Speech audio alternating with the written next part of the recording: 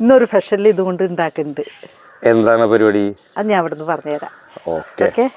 ചെറിയ പീസാക്കി കൊടുക്കുക. എങ്ങനെ എന്താ പറയുക, ഇത് മിക്സിയിലിട്ടിട്ടൊന്ന് പൊടിക്കണം.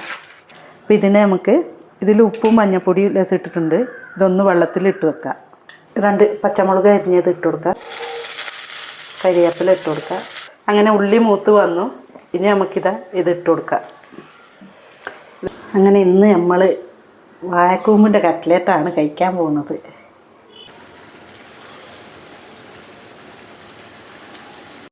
അങ്ങനെ നമ്മുടെ കട്ട്ലേറ്റ് റെഡിയായി.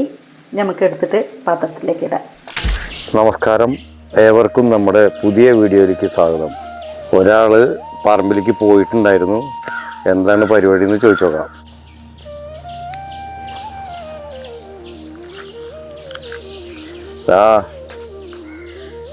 ഇയാൾ എന്തൊക്കെയോ കൈപ്പിടിച്ച് കൊണ്ടുവരുന്നുണ്ട്.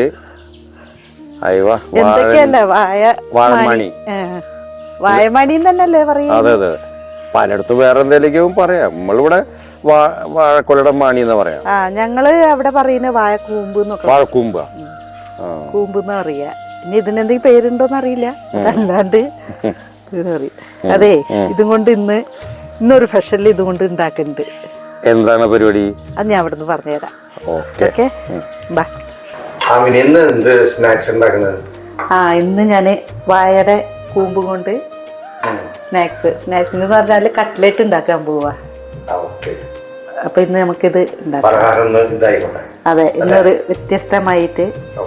എന്താ പറഞ്ഞാ, ഇതേ നമ്മള് ആണെങ്കിൽ ഇത് ഉപ്പേരി വെച്ചിട്ടും മുതിർന്ന ആൾക്കാര് ഉപ്പേരി വെച്ചിട്ടും ഒക്കെ കഴിക്കും.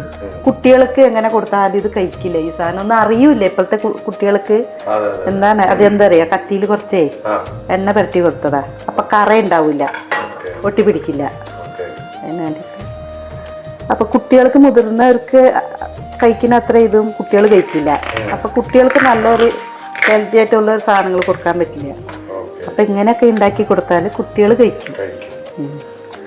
അതാണ് കണ്ടുപിടുത്തം. നമുക്ക് ചെറിയ ചെറിയ പീസാക്കി കൊടുക്കാം. ഇങ്ങനെ എന്താ പറയുക, ഇത് മിക്സിയിലിട്ടിട്ടൊന്ന് പൊടിക്കണം. ഇതിങ്ങനെ പീസാക്കി കൊടുക്കുക.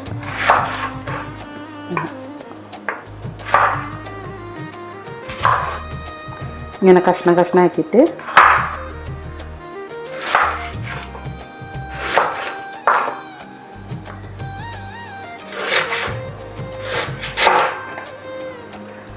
ഇനി നമുക്കിതിനെ ഒന്ന് മിക്സിയിലിട്ടിട്ടൊന്ന് പൊടിച്ചു കൊണ്ടുവരാം.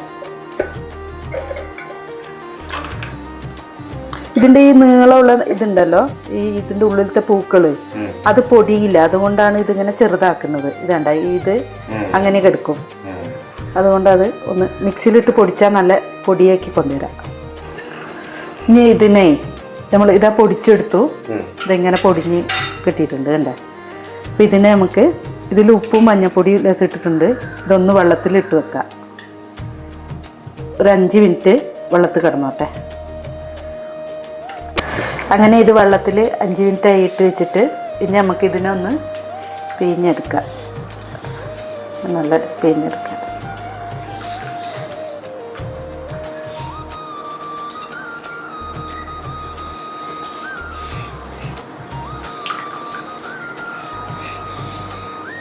കുറച്ച് മതി.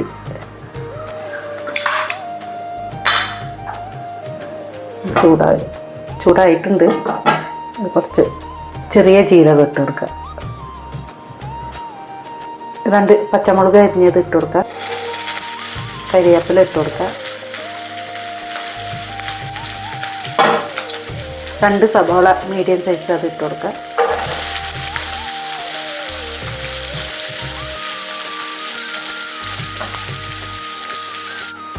ഉപ്പ് പാകത്തിന് ഇട്ട് കൊടുക്കുക. ഇതൊന്ന് ഇളക്കുക. ഇത് ഉള്ളി അധികം വാടാനൊന്നുമില്ല, കുറച്ച് വാടിയാൽ മതി. കുറച്ച് മഞ്ഞൾപ്പൊടി ഇടാം. കുറച്ച് കാശ്മീരി മുളക് പൊടി ഇട്ട് കൊടുക്കുക. കാശ്മീരി മുളക് പൊടി എന്ന് പറഞ്ഞാൽ എരിവില്ല കേട്ടോ. കുറച്ച് ഇഞ്ചി വെളുത്തുള്ളി ചതച്ചത് ഇട്ട് കൊടുക്കുക. കുറച്ച് ഗരം മസാല ഇട്ട് കൊടുക്കുക. ഇതെല്ലാം കൂടി നല്ല മിക്സ് ചെയ്ത് കൊടുക്കുക. അങ്ങനെ ഉള്ളി മൂത്ത് വന്നു. ഇനി നമുക്കിതാ ഇത് ഇട്ട് കൊടുക്കാം. ഇത് വെള്ളം പിഴിഞ്ഞ് വെച്ച വാഴക്കൂമ്പ് ഇട്ട് കൊടുക്കാം. ഇനി ഇതിനെ നല്ല മിക്സ് ചെയ്യാം.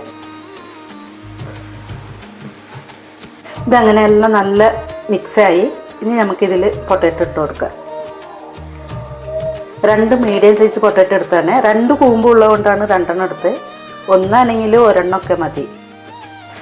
ഇതിങ്ങനെ നല്ല മിക്സാക്കിയിട്ട് എടുക്കുക. മിക്സായി വരുന്നു. പിന്നെ ഉണ്ടല്ലോ ഇത് ഇങ്ങനെ ആക്കിയിട്ട് നമുക്ക് ഫ്രിഡ്ജിൽ സ്റ്റോർ ചെയ്ത് വെക്കാം കേട്ടോ. നമുക്ക് ആരെങ്കിലും ഗസ്റ്റ് വരുമ്പോൾ ഒക്കെ ഉണ്ടാക്കാൻ നല്ലൊരു സ്നാക്സാണിത്. പിന്നെ കുട്ടികൾക്കൊക്കെ സ്കൂൾ വിട്ട് വരുമ്പോൾ ചൂടോടെ ഉണ്ടാക്കി കൊടുക്കുകയും ചെയ്യാം. നല്ലൊരു ഇത് ഒരിക്കലെങ്കിലും ഉണ്ടാക്കി വെക്കണം കേട്ടോ. ഇത് നല്ല ടേസ്റ്റാണിത് ഉണ്ടാക്കിയാൽ. ഇനി കുറച്ച് മല്ലിച്ചപ്പ് ഇതിൽ ഇട്ട് കൊടുക്കുക. അതിൻ്റെ മുകളിൽ ഇതൊന്ന് മിക്സ് ചെയ്തിട്ട് മാറ്റി വെക്കാം. 3 എഗ്ഗ് എടുത്ത് വെച്ചിട്ടുണ്ട്. അത് നമുക്കിത് പൊട്ടിച്ച് ഇത് വെച്ച് വെക്കാം. നമുക്കിത് പാകത്തിന് ചൂടാറി. ഇനിയിപ്പോൾ ഇതിനെ എടുത്തിട്ട് ഇങ്ങനെ നല്ല ഉരുട്ടിയിട്ട് പാകത്തിനാക്കി വെക്കാം.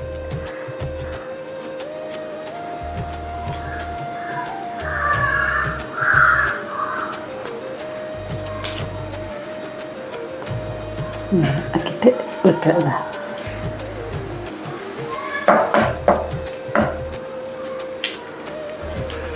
അങ്ങനെ ഇന്ന് നമ്മൾ വാഴക്കൂമ്പിൻ്റെ കട്ട്ലേറ്റാണ് കഴിക്കാൻ പോകുന്നത്. ഇത് നമുക്കിനി എഗ്ഗിൽ മുക്കിയിട്ട് ഇത് റസ്ക് പൊടിച്ച് വെച്ചതാണ്. അതിലേക്ക് നമുക്ക് ഇങ്ങനെ കോട്ടിങ് ചെയ്യാം. ഇത് റസ്ക് കൂടാതെ വേറെ എന്തെങ്കിലും ആക്കാൻ പറ്റും? ബ്രെഡ് ചെയ്യാം. ഇങ്ങനെ ചെയ്തിട്ട് ഇതിലേക്ക് വെക്കാം.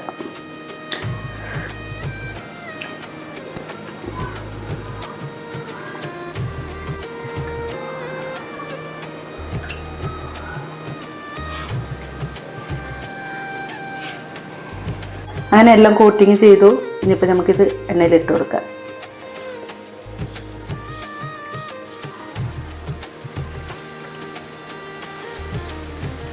ഇതൊരു ഭാഗം ആയിട്ടുണ്ടാവും. ഇനി നമുക്കിതിനെ മറിച്ചിട്ട് കൊടുക്കാം. നല്ല സോഫ്റ്റ് ഉണ്ട്. പതുക്കെ മറിച്ചിട്ടൊക്കെ പൊടിയൊലിഞ്ഞ്. അങ്ങനെ നമ്മുടെ കട്ട്ലേറ്റ് റെഡിയായി. നമുക്ക് എടുത്തിട്ട് പാത്രത്തിലേക്ക് ഇടാം.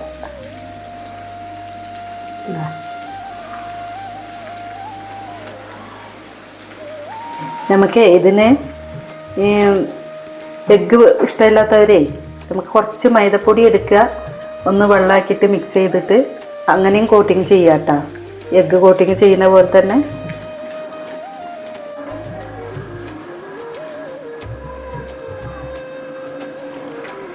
ഫുഡ് ടേസ്റ്റ് നോക്കുന്ന ആള് എൻ്റെ ഏട്ടനാണ്. അപ്പോൾ ഞാൻ ടേസ്റ്റ് നോക്കട്ടെ. ഓക്കെ.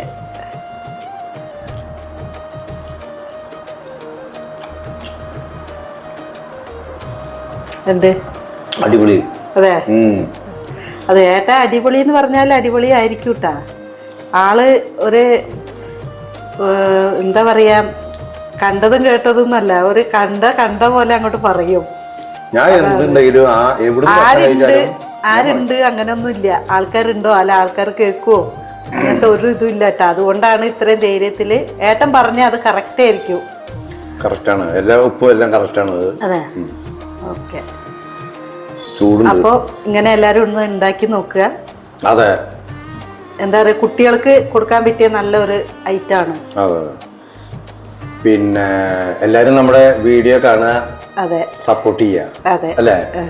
ഞാനൊന്ന് ടേസ്റ്റ് നോക്കട്ടെ. ഏട്ടൻ ടേസ്റ്റ് നോക്കി അഭിപ്രായം പറഞ്ഞു. ഞാനൊന്ന് നോക്കട്ടെ എങ്ങനെയാണ്. നല്ല ടേസ്റ്റ് ഉണ്ട് കേട്ടോ.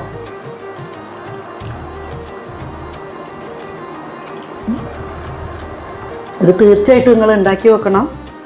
നല്ല ടേസ്റ്റ് ഉണ്ട്. കുട്ടികൾക്കൊക്കെ നല്ല ഇഷ്ടപ്പെടും. അപ്പോൾ ഉണ്ടാക്കി നോക്കിയിട്ട് ഞങ്ങളുടെ വീഡിയോ കണ്ട് ഇഷ്ടപ്പെട്ടിട്ടുണ്ടെങ്കിൽ ഞങ്ങൾക്കൊന്ന് ലൈക്ക് ചെയ്യുക, ഒന്ന് ഷെയർ ചെയ്ത് കൊടുക്കുക എല്ലാവർക്കും. അപ്പോൾ ഓക്കെ, ബൈ.